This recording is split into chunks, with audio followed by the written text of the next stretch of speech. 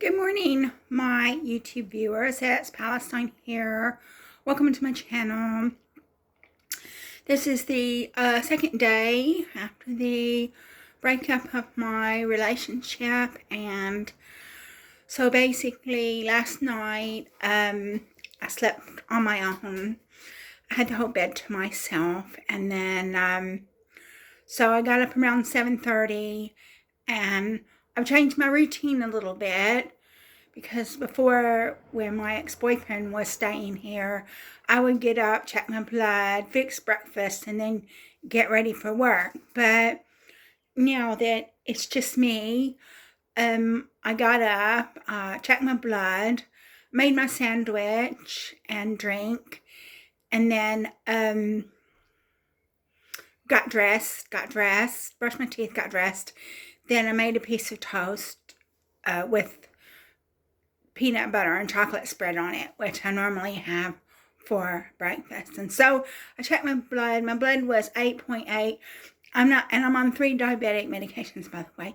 I'm not sure exactly why my blood was high, because I didn't eat that much yesterday, but for some reason it was high. And so I've had a lot of time to think. I had a lot of time to reflect. Last night my ex-boyfriend came over, and he took some of his things, and we watched a movie together. I asked him, did he want to watch a movie? So we watched a movie together.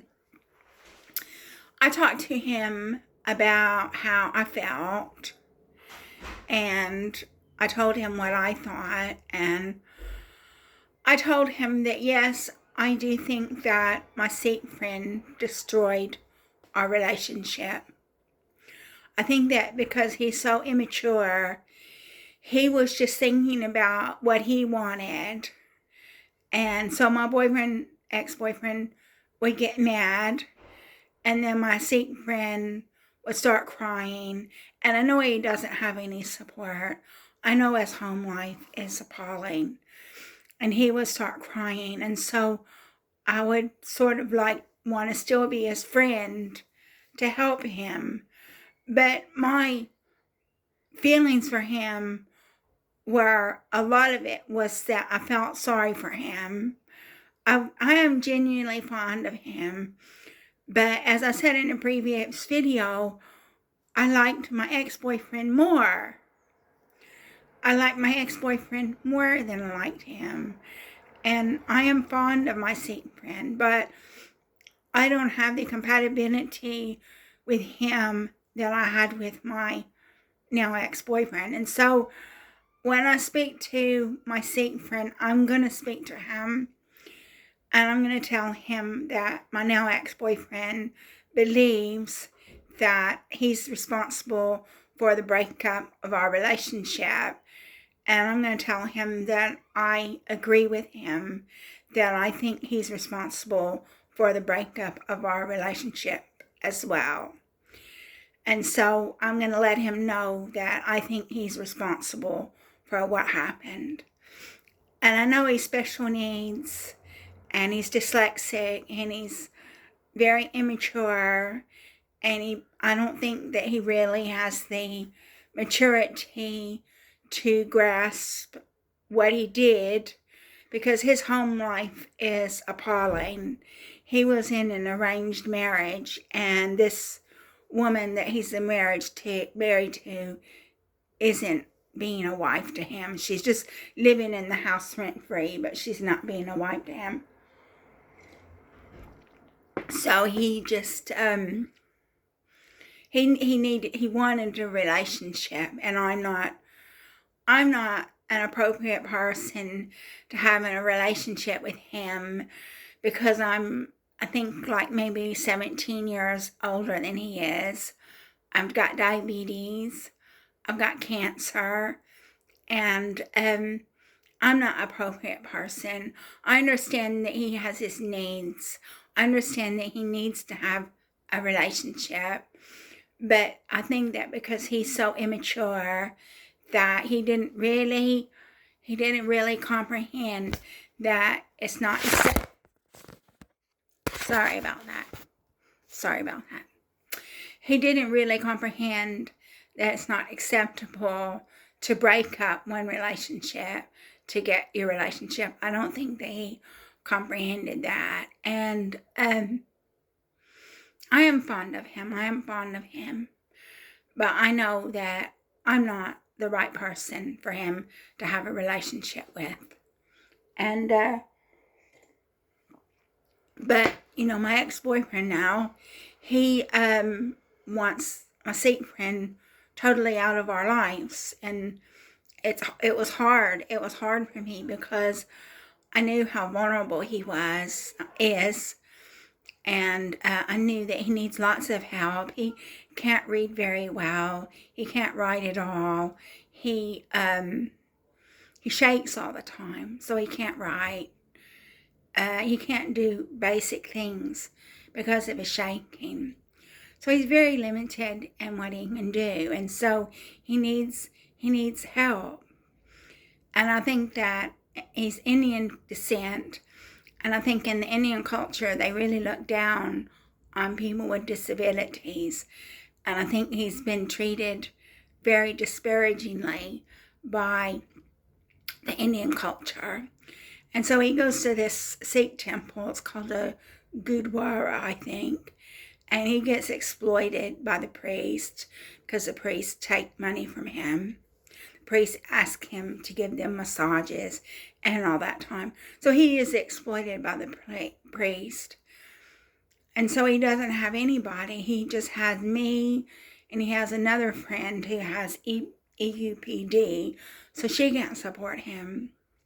So I felt sorry for him, and that's the reason why I've stayed friends with him, because I felt sorry for him. And my ex-boyfriend said that, he really wants him out of our life. And I said to him previously, I said if he had lots of friends and family and support, I could let him go. But he doesn't have that. He's got 4 sisters, but they live all over the place. He's got one sister that lives a few streets down from me, but he's not allowed to go to her house. So he's just all on his own.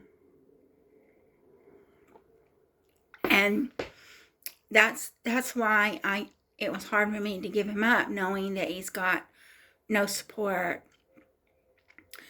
So I'm going to go to counseling. Yesterday I didn't feel very well mentally. So I've rang up this Together on this. It's close to where I live. And I got counseling from them as before. And I rang them up and I asked them, I said, are you still giving counseling services? And then they said that they had to, I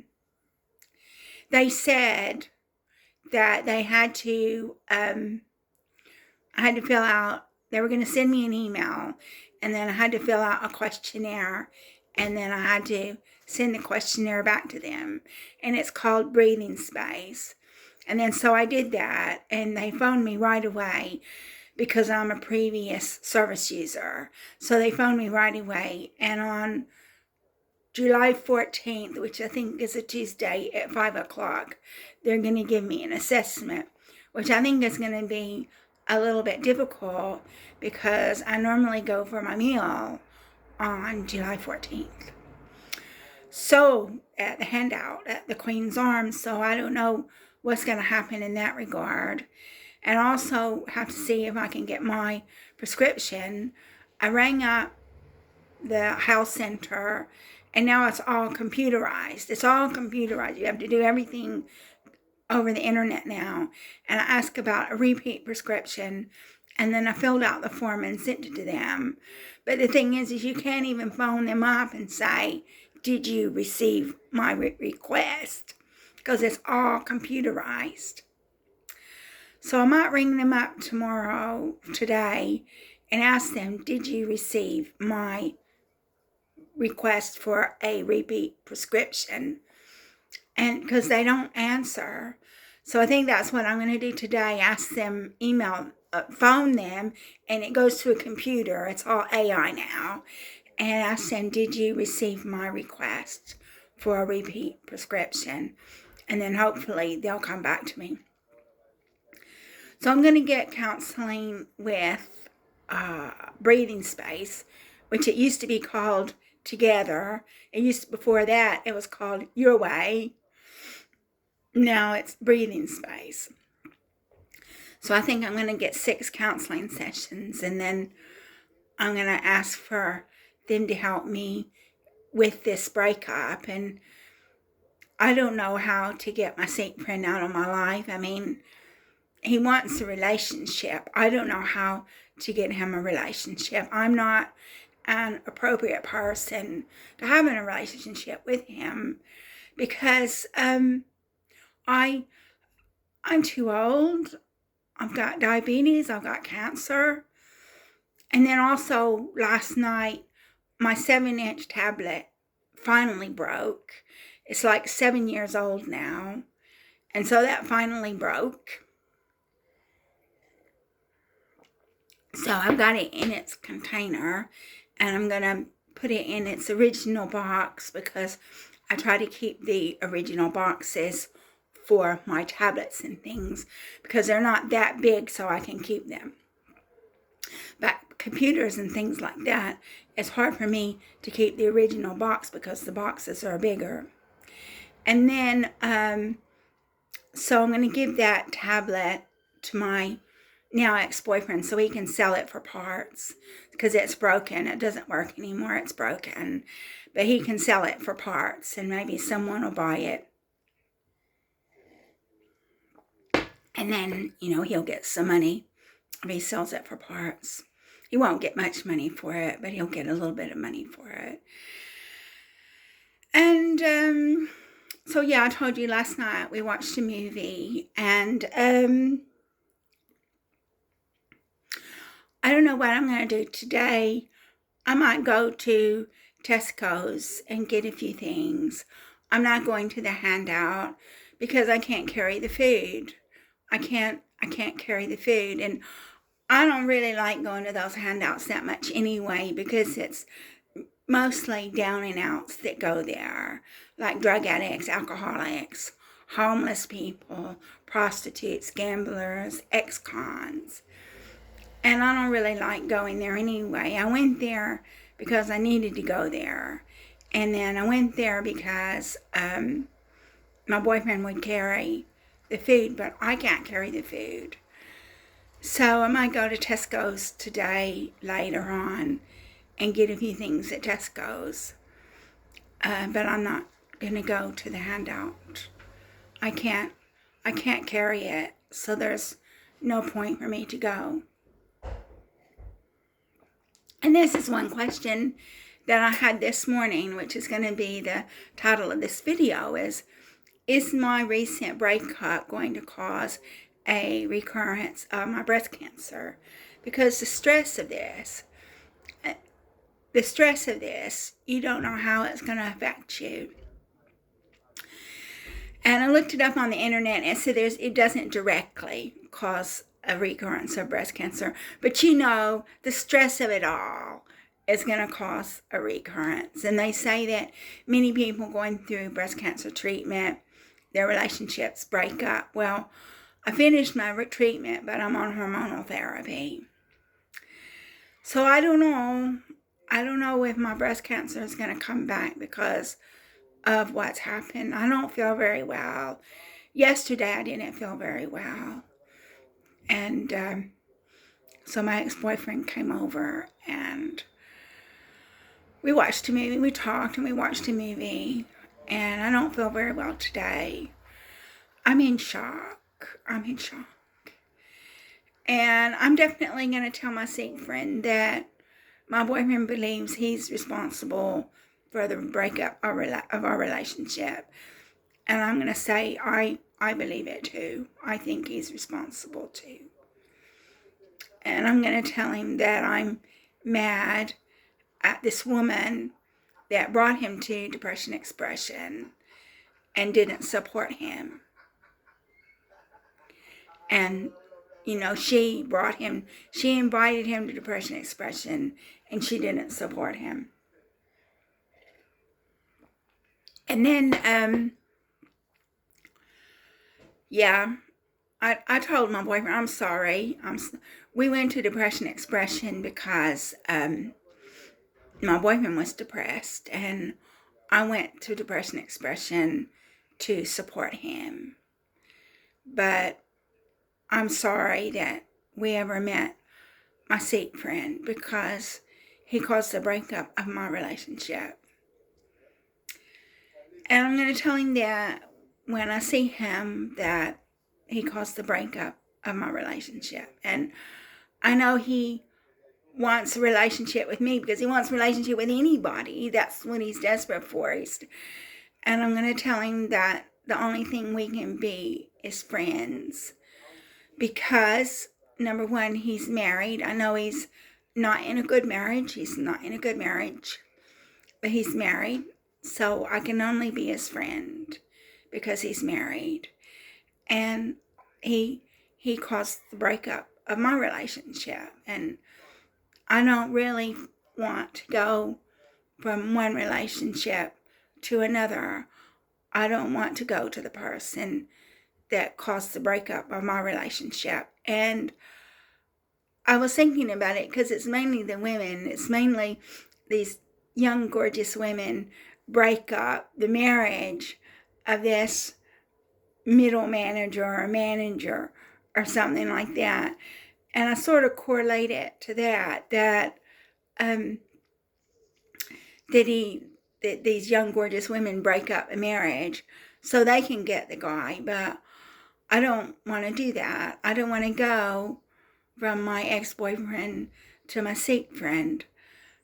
And I'm gonna tell him that the only thing that we can be is friends. We can't be boyfriend and girlfriend. I said, because he's married. And yes, he's in a bad marriage. He doesn't speak to his wife, but he's married. And I'm going to go to counseling and see. I don't know how to get my Sikh friend out of my life. That's what my ex-boyfriend wants. He wants the Sikh friend completely out of our lives. And I don't know how to do that. But I know I didn't want to get up this morning. I rather would have just stayed in bed. But I have to get up to go to work to make money because I've already lost my relationship. I can't lose my job now. I don't know what's going to happen to me now that I've lost my relationship. But I'm gonna tell my Sikh friend that we can only be friends. We can only be friends because he's married. That I can't be his girlfriend because he's married, just living with the woman. I mean, the woman doesn't speak to him. They're living separate lives. But, you know, obviously he needs to do something about that situation because nobody is going to be interested in him if he's married, living in the same house with his wife. And I know his home life is appalling, but I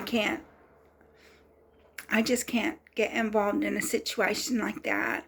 So I'm going to tell him that we can only be friends, and he needs to sort out his married life.